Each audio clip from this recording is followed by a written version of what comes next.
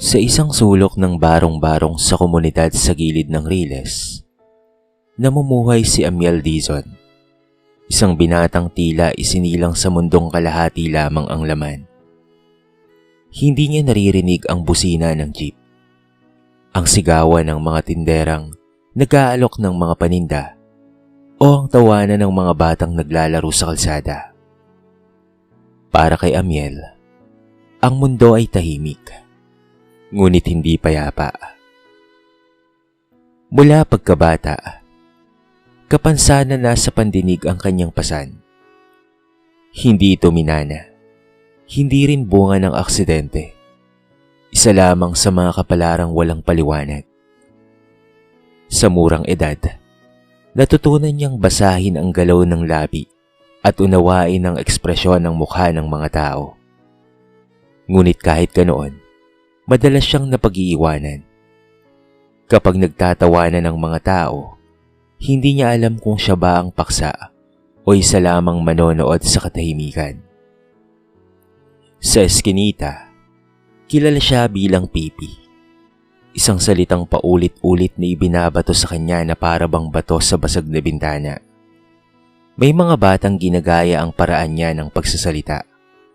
May matatandang umiiling na para bang pabigat lamang siya sa mundo. Isa na nga riyan si Ogie Balete, na tila ginawang libangan ang panlalait. Sa tuwing daraan si Amiel, meron itong palaging pasaring. May halakhak, may daliring nakaturo.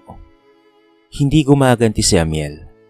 Sa halip, ibinababa niya ang tingin at patuloy na naglalakad. Tanga ng isang lumang bag na may lamang lapis, papel, at ilang perasong karton na pinulot lamang sa basura.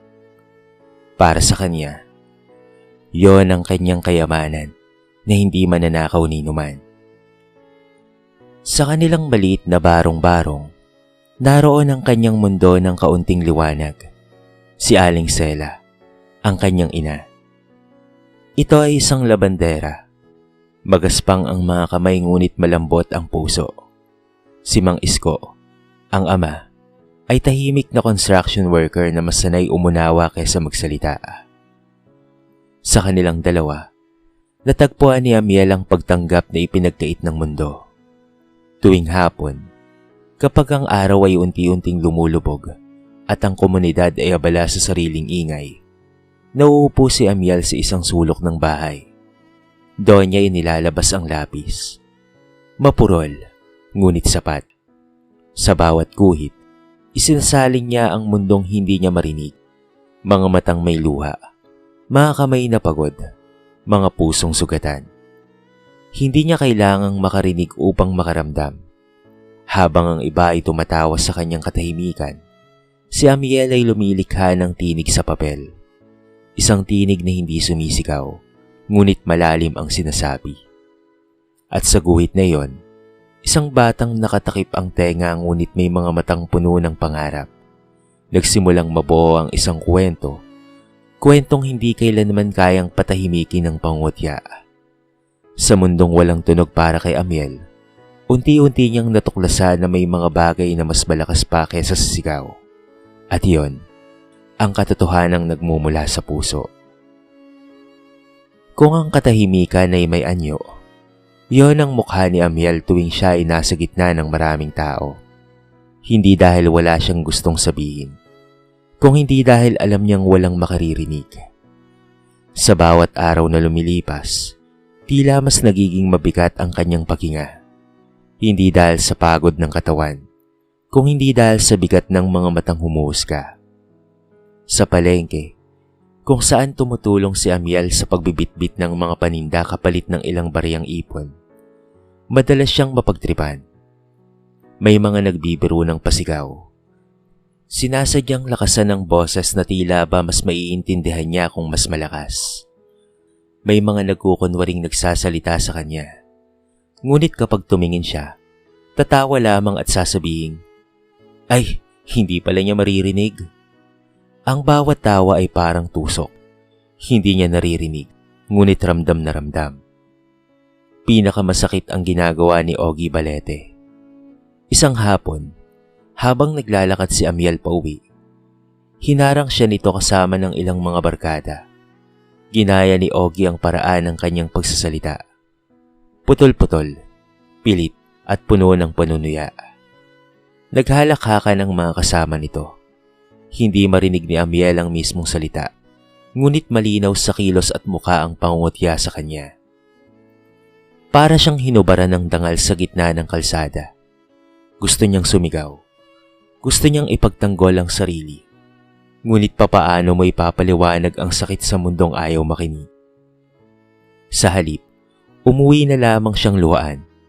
Ang mga matay namumula ngunit walang luha na pumapatak sa harap ng iba.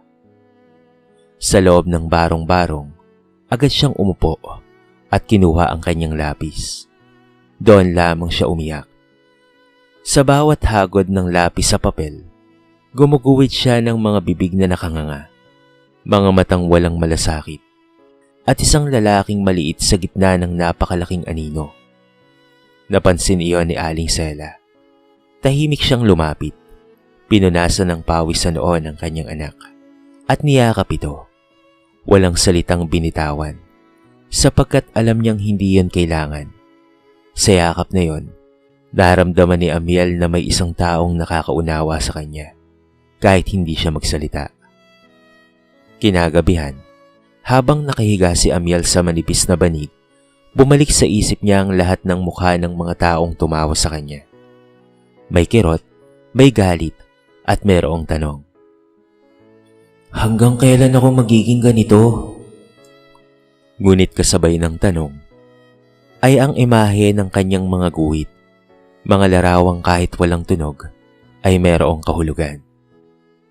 Sa katahimikan ng gabi, gumawa siya ng pangako sa sarili.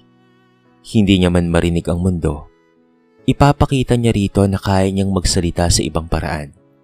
Hindi siya hihinto sa pagguhit, dahil kung hindi siya pakikinggan ng mundo, ipaparamdam niya rito ang kanyang kwento, sa paraang hindi kailanman mabubulag o mabibingi. At sa puso ni Amiel, unti-unting nabuo ang isang lakas, mahina pa, nanginginig, ngunit buhay. Isang lakas na balang araw ay sasagot sa lahat ng pangungutya, hindi sa sigaw, kung hindi sa kanyang tagumpay. Hindi kailanman naging marangya ang umaga ni Amiel. Gumigising siya sa liwanag na sumisilip sa siwang ng yero, sa galaw ng mga taong abala sa kani-kanilang hanap buhay. Para sa kanya, sapat na ang makita ang mundo. Hindi man niya ito marinig. Sa bawat araw na lumilipas, mas nagiging malapit sa kanyang puso ang lapis na lagi niyang tangan, para itong kaibigang hindi nang iiwan at hindi nang huhusga. Sa likod ng barong-barong, may isang bakanting pader na kupas at puno ng bitak. Doon ay madalas umupo si Amiel. Inilalatag ang papel sa ibabaw ng lumang kahon. Doon niya ay ginuguhit ang kanyang nakikita. Mga batang may paa sa putik, mga inang pasa ng pagod, mga lalaking may matang puno ng pangarap ngunit kulang sa pagkakataon. Hindi perpekto ang kanyang gamit, ngunit malinaw ang kanyang damdamin. Sa bawat guhit, may kwentong tahimik ngunit malakas ang dating. Isang hapon, habang abala si Amiel sa pagguhit ng isang matandang pulubi na nakita niya sa kalsada, may isang babaeng huminto sa kanyang harapan. Si Maribel Cuenca. Kapitbahay nilang nagtitinda ng gulay. Napansin nito ang lalim ng konsentrasyon niya. Tahimik lamang siyang tumingin sa papel, at nang makita niya ang larawan, hindi niya mapigilang mamangha. Hindi alam ng binatang si Amiel na meron palang nakatingin. Nang mapansin niya si Maribel, agad niyang tinakpa ng guhit. Sanay na siya sa pangungutya. Handa na siya sa panibagong pangmamaliit. Ngunit sa halip na pagtawa, isang ngiti ang isanalubong sa kanya. Isang ngiting hindi naaawa, walang halong panunuya. Marahang itinuro ni Maribel ang guhit at inilagay ang kamay sa dibdib. Isang simpleng paraan ng pagpapakita ng paghanga. Napatigil si Amiel. Hindi siya sanay sa papuri. Sa unang pagkakataon, May isang taong tumingin sa kanya hindi bilang merong kapansanan, kung hindi bilang isang taong may kakayahan. Mula noon, nagsimula si Maribel na magdala ng mga lumang papel, karton, at minsan ay lapis. Hindi man siya marunong magsalita gamit ang senyas, natuto naman siyang makipag-usap sa pamamagitan ng kilos at tingin. Unti-unting nabawasan ang takot ni Amiel na ipakita ang kanyang mga gawa. Isang araw, isinama siya ni Maribel sa maliit na community center, kung saan ay may mga ginaganap na workshop. Doon niya nakilala si Maestro Ruben Alcaraz, isang retiradong pintor na minsan ay nagbibigay ng libreng klase. Nang makita ng maestro ang mga guhit ni Amiel, tumagal ang kanyang titig. Hindi dahil sa awa, kung hindi dahil sa pagkilala at paghanga. Hindi na kailangan ng maraming salita. Sa mga mata ni Maestro Ruben, nakita ni Amiel ang unang patunay na ang kanyang talento ay hindi lamang libangan, kung hindi isang regalo. At sa sandaling iyon, mas lalong dumikit ang lapis sa kanyang puso. Hindi na lamang bilang takbuhan sa sakit, kung hindi bilang tulay patungo sa isang pangarap na dati hindi niya inakalang posible. Hindi agad naging madali para kay Amiel ang mga sumunod na araw. Bagamat may ilang taong nagsimulang makapansin sa kanyang talento, nanatili pa rin ang bigat ng mga matang mapanghusga. Ang pagpunta niya sa community center ay hindi nakaligtas sa paningin ng komunidad. Para sa kanila, isa lamang iyong panibagong dahilan upang pagtawanan siya. Minsang pauwi siya mula sa workshop ni Maestro Ruben, nadatnan niya si Ogie Balete at ang mga kaibigan nito sa gilid ng kalsada. May hawak siyang folder na naglalaman ng ilan sa kanyang mga guhit. Maingat, parang baul ng kanyang kaluluwa. Nang makita iyon ni Ogie, sinunggaban niya ang folder at binuklat ang mga papel. Naghalak-haka ng mga ito. May nagkunwaring humanga. May palakpak na may halong panunuya. Isa-isa nilang itinaas ang mga guhit na para bang palabas.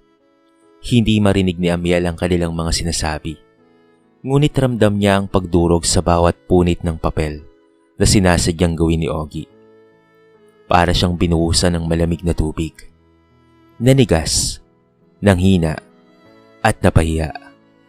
Pag-uwi niya sa kanilang bahay, hindi na siya kaagad kumuha ng lapis. Umupo lamang siya sa isang sulok at nakatulala. Napansin niyon ni Mang Isko. Umupo ito sa tabi ng anak at marahang inilapag ang kamay sa balikat niya. Walang sermon, walang pangaral, tanging presensya lamang. Maya-maya, inilabas ni Mang Isko ang isang maliit na kahon. Sa loob nito, may bagong lapis at ilang malinis na papel. Inipon niya yon mula sa konting kita sa trabaho. Sa gabing iyon, muling gumuhit si Amiel. Ngunit iba na. Mas mabigat ang bawat hagod. Mas malinaw ang bawat linya. Gumuhit siya ng isang lalaking nakatayo sa gitna ng unos. Hawak ang lapis na tila sandata. Sa unang pagkakataon, gumuhit siya hindi lamang ng sakit, kung hindi ng tapang. Ilang linggo ang lumipas, inalok ni Maestro Ruben si Amiel na sumali sa isang maliit na art exhibit na gaganapin sa barangay hall. Nang mabasa ni Amiel ang imbitasyon, nanginginig ang kanyang mga kamay. Gusto niyang umatras. Paano kung pagtawanan lamang siya? Paano kung muli siyang mapahiya? Ngunit sa bawat guhit na ginawa niya, unti-unting nabuo ang kanyang loob.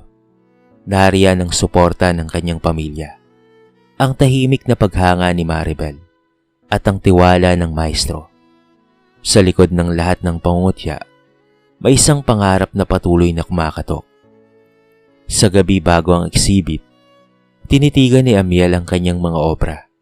Hindi perpekto ang mga ito, ngunit totoo, at sa katahimikan ng kanyang mundo, pinili niyang maniwala na kahit hindi siya marinig, may mga taong makakakita, at minsan, sapat na yon upang ipagpatuloy ang laban. Dumating nga ang araw ng art exhibit na matagal nang kinatatakutan at pinapangarap ni Amiel. Maaga pa lamang ay abala na ang barangay hall. May mga mesa, ilaw na pansamantala lamang, at mga kartulina kung saan isasabit ang mga likhang sining. Para sa iba, isa lamang itong simpleng programa. Para kay Amiel, isa itong pagsubok ng kanyang pagkatao. Bitbit niya ang kanyang mga guhit na maingat na inilalagay sa isang lumang envelope. Nanginginig ang kanyang mga kamay habang isinasabit ang mga ito sa isang sulok ng bulwagan. Hindi ito ang pinakamagandang pwesto. Hindi rin ito ang may pinakamaraming ilaw. Ngunit sapat na iyon para sa kanya. Sa bawat larawan, inilalagay niya ang bahagi ng kanyang buhay. Ang kahirapan, ang pananahimik, at ang pag-asang pilit na binubuhay. Isa-isa nang dumating ang mga tao. May mga dumaan na hindi man lamang tumingin. May mga saglit na huminto, nagbulong-bulungan, at pagkatapos ay umalis. Nakayuko lamang si Amiel, sanay sa ganitong uri ng pagtanggi. Ngunit hindi nagtagal, may ilang na natili sa harap ng kanyang mga obra. Matagal, tahimik, at tila may iniisip. Isang guhit ang pinakamaraming huminto. Isang batang lalaking nakatakip ang tenga. Napapaligiran ng mga bibig na nakanganga, ngunit walang mukha. Sa ilalim nito ay walang pamagat, tanging isang perma lamang. Napansin niyo ni Maestro Ruben. Tumayo siya sa tabi ni Amiel at marahang tinapik ang balikat nito. Senyas ng paghanga. Hindi naglaon. Inanunsyo ang pagkilala sa mga obra na may natatanging mensahe. Nang banggitin ang pangalan ni Amiel Dizon, tila huminto ang mundo para sa kanya. Hindi niya narinig ang palakpakan, ngunit nakita niya ang paggalaw ng kanilang mga kamay. Ang mga matang nakatingin sa kanya, hindi mapanghamak kung hindi puno ng pagtataka at respeto. Sa gilid ng bulwagan, naroon si Ogie Balete. Nakatingin ito sa mga guhit, hindi makapagsalita. Ang mga larawang minsang pinunit at tinawanan ay ngayon nakapaskil at pinapalakpakan. Sa unang pagkakataon, naramdaman ni Ogie ang hiya. Isang damdaming mas mabigat kesa sa anumang tawa. Tahimik na tinanggap ni Amiel ang simpleng sertipiko at ang kaunting premyong salapi. Hindi siya ngumiti ng malaki. Walang salita. Ngunit sa kanyang dibdib, may isang sigaw ng tagumpay na hindi kailanman kayang patahimikin. Sa gabing iyon, habang pauwi siya kasama ang kanyang pamilya, hindi niya kailangang marinig ang sinasabi ng mundo. Nakita niya ito, at sapat na iyon, ang kanyang mga guhit ay nagsalita para sa kanya, at sa unang pagkakataon, ay wala nang tumawa. Pagkaraan ng art exhibit, may nagbago sa hangin ng komunidad. Hindi ito biglaan, hindi rin lantaran. Ngunit ramdam ni Amiel sa bawat pagdaan niya sa eskinita. Ang mga matang dati may pangungutya, ngayon ay may pag-aalinlangan. Ang mga halakhak na dati malalakas ay napalitan ng katahimikan. Isang katahimikan ngayon ay siya namang nagsasalita. May mga kapitbahay na biglang bumati. May ilan na tahimik na tumatango bilang pagkilala. Hindi alam ni Amiel kung papaanong tutugon. Kaya't simple lamang ang kanyang ngiti. Mahina ngunit totoo. Hindi niya hinangad ang ganitong pagbabago, ngunit hindi rin niya ito itinaboy. Tinanggap niya ito bilang bahagi ng kanyang paglalakbay. Isang hapon, habang gumuguwit siya sa likod ng bahay, may aninong tumigil sa kanyang harapan. Pagtingala niya, si Ogie Balete ang kanyang nakita. Para bang hindi ito si Ogie na kilala niya. Wala nang yabang. Wala ang ising mapanukso. Nakatayo lamang ito. Tila naghahanap ng tamang kilos. Dahan-dahang inilabas ni Ogie ang isang perasong papel. Isa sa mga lumang guhit ni Amiel na minsan niyang pinunit, ngunit pinulit niyang muli. May bakas pa ng lukot at punit, ngunit buo pa rin ang larawan. Marahang iniabot iyon ni Ogie. Sabay yuko ng ulo. Walang salitang lumalabas sa kanyang bibig, ngunit malinaw ang ibig sabihin. Tahimik na tinanggap ni Amiel ang papel. Sa sandaling iyon, naramdaman niya ang bigat ng nakaraan at ang gaan ng pagpapatawad. Hindi niya kailangan ng paghiganti. Ang tagumpay na kanyang nakamit ay sapat na. Dumami ang imbitasyon para kay Amiel. May mga guro na nais ipakita ang kanyang mga gawa sa paaralan. May mga kabataang lumalapit, dala ang kanilang mga lapis at papel, humihingi ng gabay. Hindi siya sanay magsalita, ngunit natuto siyang magturo sa pamamagitan ng halimbawa. Sa bawat guhit, sa bawat tiyagang ipinapakita niya. Unti-unting gumaan ang buhay ng kanyang pamilya. Hindi man sila yumaman, pero sapat na ang kinikita ni Amiel sa komisyon ng mga guhit at ng kanyang mga munting proyekto. Nakabili sila ng mas matinong bubong. At minsan, mas masarap na ang ulam sa hapag. Mga biyayang dati pangarap lamang. Ngunit higit sa lahat, nagbago ang tingin ni Amiel sa kanyang sarili. Hindi na siya ang binatang yumuyuko sa bawat tingin. Natutunan niyang ang kanyang katahimikan ay hindi kahinaan, kung hindi lakas. Sa mundong puno ng ingay at pangungutya, siya ang patunay na hindi kailangang sumigaw upang marinig. At habang patuloy siyang gumuguhit, alam niyang ang bawat linya ay hindi lamang sining, kung hindi isang paninindigan. Sa bawat larawang kanyang nililikha, ang katahimikan ay patuloy na sumisigaw ng dignidad, pag-asa at pagkakapantay-pantay. Lumipas ang mga buwan at unti-unting nagbago hindi lamang ang buhay ni Amiel, kung hindi pati na rin ang takbo ng maliit nilang komunidad. Sa likod ng dating barong-barong na puno ng katahimikan at sakit, nabuo ang isang munting silid, gawa sa kahoy, yero at pag-asa. Doon, araw-araw tinatanggap ni Amiel ang mga batang may parehong mata ng pangarap na minsan niyang nakita sa sarili. May mga batang mahiyain, may mga batang laging minamaliit, at may ilang ring may kapansanan. Hindi man sa pandinig, kung hindi sa tiwala sa sarili. Hindi kailanman nagturo si Amiel gamit ang salita. Sa halip, ipinapakita niya ang lakas ng kamay, ang tiyaga ng bawat hagod ng lapis, at ang tapang ng pusong hindi sumusuko. Sa bawat guhit ay mayroong kwento. Sa bawat kwento ay mayroong aral. Madalas siyang panoorin ng mga magulang. Tahimik, may luha sa mata. Nakita nila kung papaanong ang isang binatang minsang itinuring na walang silbi ay ngayon nagiging liwanag ng iba. Hindi na siya tinatawag na pipi. Siya na ngayon si Amiel, ang pintor, ang guro, ang inspirasyon. Isang hapon, bumisita si Maestro Ruben. Tahimik nitong tinignan ang silid na puno ng guhit sa dingding. Mga larawan ng pangarap, sakit at pag-asa. Tinapik niya ang balikat ni Amiel at pagkatapos ay ngumiti. Sa mga mata ng maestro, malinaw ang ipinagmamalaki. Ang estudyanteng minsang walang boses, ngayon ay may impluwensyang mas malakas pa kesa sa sigaw. Sa kabilang dulo ng silid, nakita ni Amiel si Ogie. Nakaupo, hawak ang lapis, seryoso ang mukha. Walang halakak, walang yabang. Isang paalala na ang tao ay maaaring magbago kapag natutong umunawa. Sa paglipas ng mga panahon, may mga pagkakataong inaalala pa rin ni Amiel ang mga panahong siya'y pinagtatawanan. Hindi upang masaktang muli, kung hindi upang ipaalala sa sarili kung saan siya nagmula. Ang bawat sugat ay naging linya sa kanyang mga guhit. Hindi tinakpan, kung hindi ginawang bahagi ng kagandahan.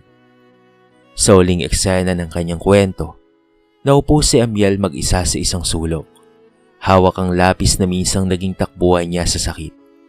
Ngayon, ito ay simbolo na ng tagumpay. Hindi man niya narinig ang palakpakan ng mundo, pero ramdam niya ang paggalang nito. At doon, malinaw na lumitaw ang aral ng kanyang buhay. Ang tunay na kapansanan ay hindi ang kawalan ng pandinig, kung hindi ang kawalan ng puso upang makakita ng halaga sa kapwa. Hindi lahat ng tahimik ay mahina, at hindi lahat ng malakas ang boses ay may saysay ang sinasabi. Si Amiel Dizon ay patunay na ang talento, kapag sinamahan ng tiyaga at kabutihan, ay kayang baguhin hindi lamang ang sariling kapalaran, kung hindi pati na rin ang pananaw ng mundo na minsang ng api. Sa bawat guhit, iniwan niya ang isang paalala. Makinig hindi lamang gamit ang tenga, kung hindi gamit ang puso.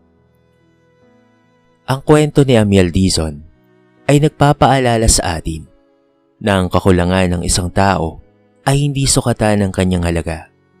Hindi hadlang ang kapansanan upang magtagumpay, at hindi rin garantiya ang pagiging normal upang maging isang mabuting tao.